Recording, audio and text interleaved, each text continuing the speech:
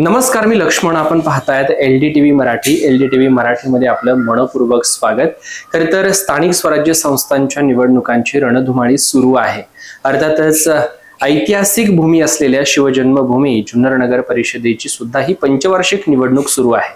आणि याच पंचवार्षिक निवडणुकीच्या निमित्तानं प्रत्येक पक्षानं आपले उमेदवार त्या ठिकाणी निवडणुकीच्या मैदानात उतरवलेले आहे. याच पद्धतीनं या जुन्नर शहरामध्ये ज्या पक्षाचं प्रभुत्व आहे अशा राष्ट्रवादी काँग्रेस पक्षानं सुद्धा आपल्या नगराध्यक्ष पदासाठी उमेदवार दिलेले आहेत. त्या म्हणजे परदेशपुऱ्यातील आणि खोत परिवारातील सौभाग्यवती स्नेहलताई निलेश खोत आज आपल्या सोबत असणार. त्यांच्याशी आपण बातचीत करणार आहे आणि या शहराच्या विकासाच्या दृष्टिकोनातून त्यांचं जे काही व्हिजन आहे ते देखील जाणून घेण्याचा प्रयत्न करणार आहे. प्रचार कसा सुरू आहे, मतदारांचा कसा प्रतिसाद त्यांना भेटतोय हे सुद्धा जाणून घेण्याचा प्रयत्न करणार आहे. ताई, आपलं मनपूर्वक स्वागत. खरं तर निवडणूक सुरू आहे, प्रचार दौरे आपले सुरू आहेत. मतदारांचा कसा तुम्हाला प्रतिसाद भेटतोय, काय सांगा?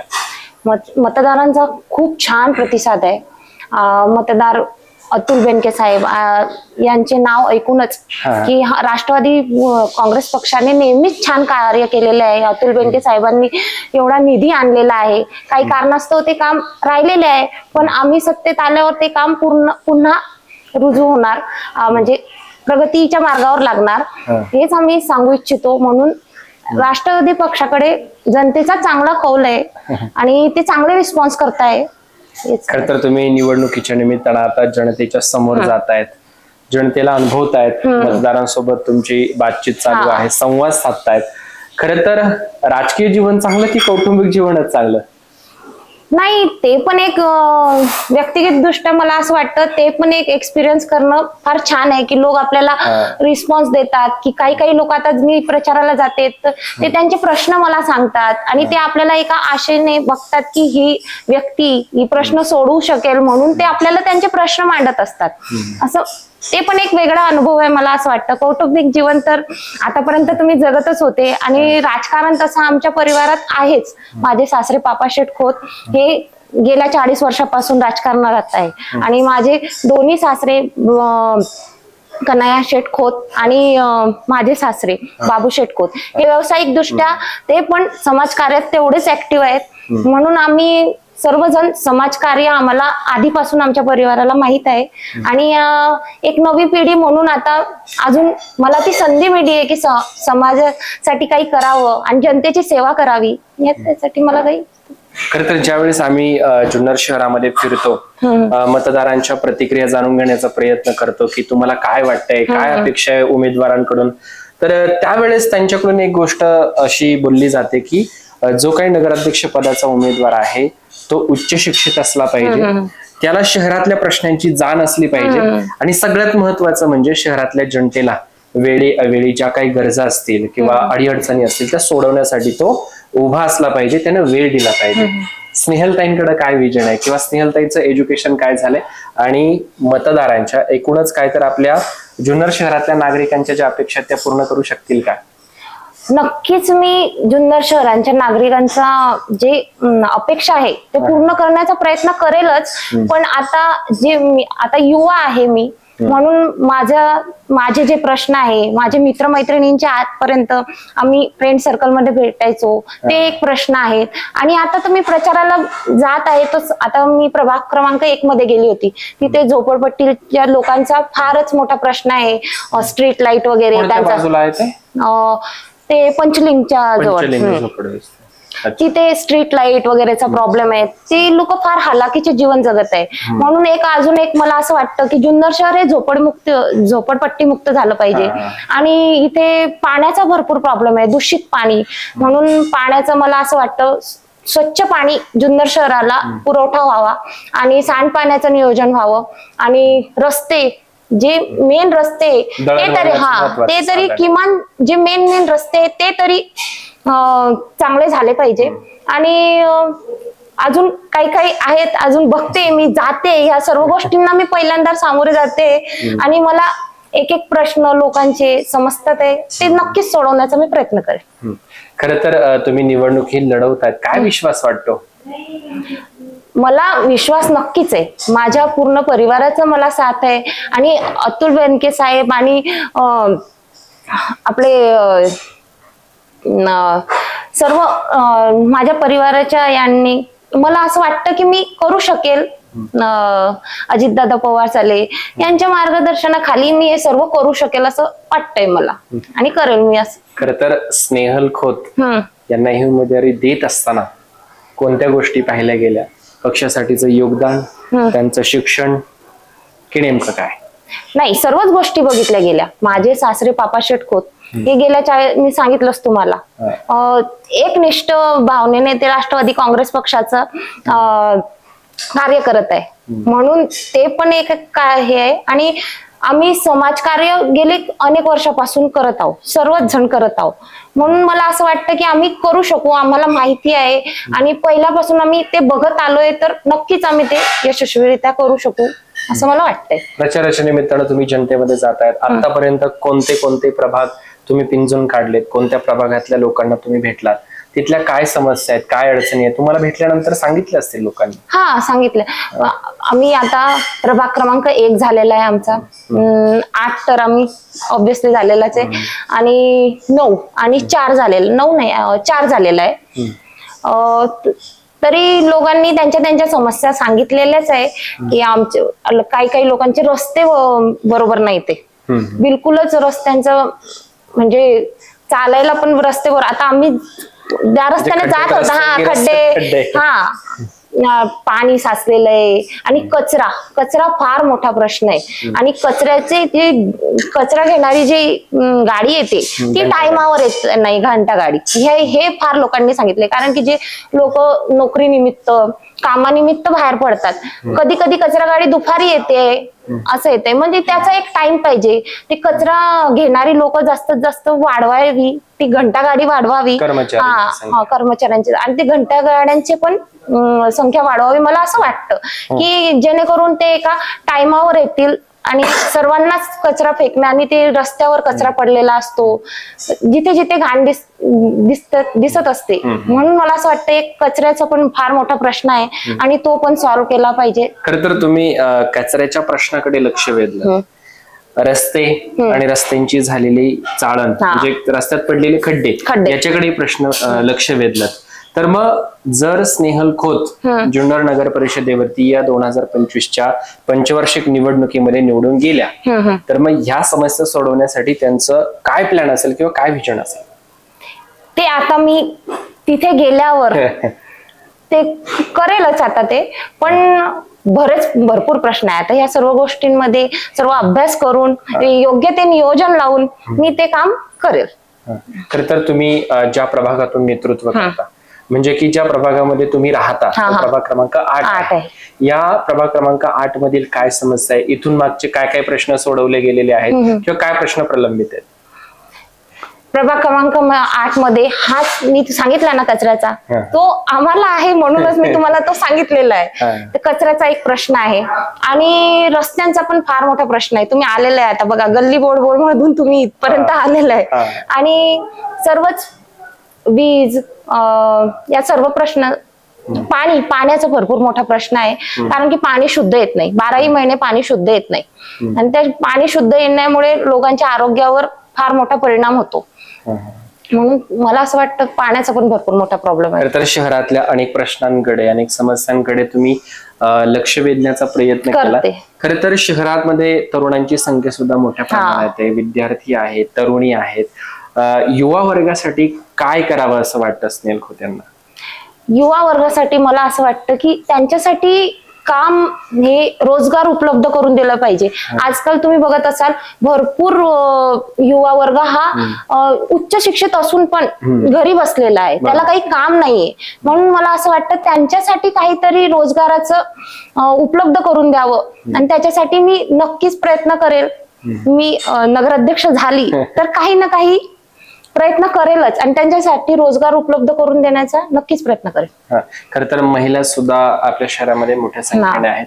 महिलांच्या दृष्टिकोनातून, कारण तुम्ही स्वतः एक स्त्री आहात, आणि नगर परिषदेवरती नगराध्यक्ष पदासाठी आरक्षण सुद्धा स्त्रीला आलेलं आहे. महिलांसाठी स्नेहल खोत यांचं काय विजन असणार आहे? महिलांसाठी मला असं वाटतं, आजकाल महिलांना आता कारण 50% आरक्षण. गृहिणीला वाटतं की आपला पती कमवतोय किंवा आपली मुले रोज काम करतायत, जॉब किंवा काय, तर मग गृहिणीला वाटतं की आपल्या कुटुंबाला आपलाही थोडासा आर्थिक हातभार लागला पाहिजे, पण त्यांना ते मार्ग सापडत नाही. हा, ते मार्ग, तेच मला म्हणायचंय की त्यांना काही ना काही असं मार्ग शोधून काहीतरी त्यांच्यासाठी असं करावं असं मला पण वाटतंय. त्याच्यावर पण नक्कीच मी विचार करेल आणि त्यांच्यासाठी पण नक्कीच काही ना काही शोधून काढेल, मला असं वाटतंय. या जुन्नर शहरातल्या नागरिकांनी स्नेहल खोत यांनाच नगराध्यक्ष पदाची संधी का दिली पाहिजे, त्याचं कारण काय? तुम्ही छान प्रश्न विचारलाय. कारण की जुन्नर शहरातील लोकांनी मला का निवडावं, कारण की मी एक सुशिक्षित स्त्री आहे आणि एक महिला आहे आणि एक वेळेस आता यावेळेस महिलाला आरक्षण आलंय. एक महिला कशी काम करू शकते हे मला दाखवून द्यायचंय आणि सर्व धर्म समभाव या नात्याने कशा एका जुटीने राहू शकतील आणि मी त्यांना कसं मॅनेज करून कसं त्यांच्याशी सर्व जाती धर्मांमध्ये मला असं वाटतं त्यांनी एकोप्याने राहावे. हा, असं मला असं वाटतं, म्हणजे मी ते करू शकेल मला असं वाटतं. स्नेहल खोत यांना येणाऱ्या 3 तारखेच्या निकालाचा काय विश्वास वाटतो? मला नक्कीच विश्वास आहे की राष्ट्रवादी काँग्रेस पक्षाचाच विजय असेल आणि मला हा पण विश्वास आहे की जुन्नर शहरातील जास्तीत जास्त नगरसेवक सेविका हे राष्ट्रवादी काँग्रेस पक्षाचेच निवडून येतील. कारण की राष्ट्रवादी काँग्रेस पक्षाचं काम हे आजपर्यंत छानच आहे आणि मी तुम्हाला सांगितले म्हणजे राष्ट्रवादी काँग्रेस पक्ष ही फार छान काम करताय. मला तरी असं वाटतंय, लोकांचा रिस्पॉन्स आहे, मी ऐकते की लोक छान रिस्पॉन्स करताय. आमच्या नुसतं पार्टीलाच बघून लोक म्हणतात की हा आजपर्यंत आता तुम्हालाच संधी आहे म्हणून. खर तर तुम्ही नगराध्यक्ष पदासाठी निवडणुकीला उभे आहात, तसेच इतरही पार्टी पक्षाचे अनेक उमेदवार हे नगराध्यक्ष पदासाठी त्या ठिकाणी निवडणुकीच्या मैदानामध्ये आहेत.